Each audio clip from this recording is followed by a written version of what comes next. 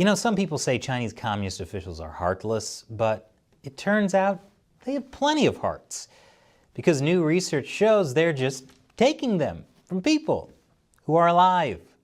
And if you're picturing that scene from Temple of Doom, the Indiana Jones movie where the high priest rips out a man's still beating heart, well, that's totally wrong. See, in China, it happens in a hospital by a surgeon. The horns are real, though.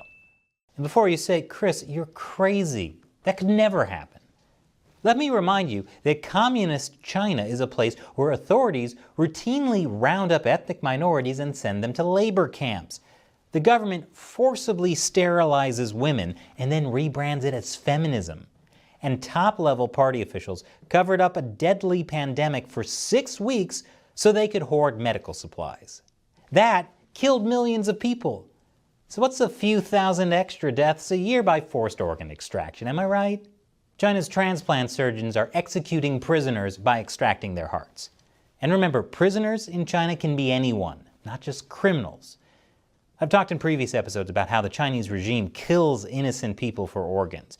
And there are credible reports that some of the detention centers in Xinjiang might actually just be giant organ banks of ethnic minorities, where hospitals are waiting to match their blood type to a potential organ recipient. The Chinese Communist Party is not just killing people and then taking their organs.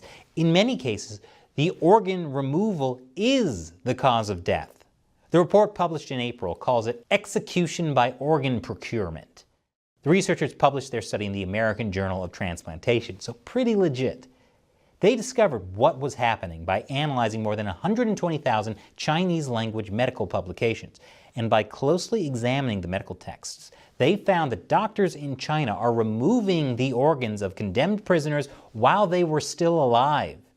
This is horrifying. You know how a lot of people want to be cremated after they die?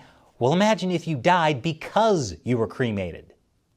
Many of the prisoners being killed are political or religious dissidents, like Uyghurs and Falun Gong practitioners.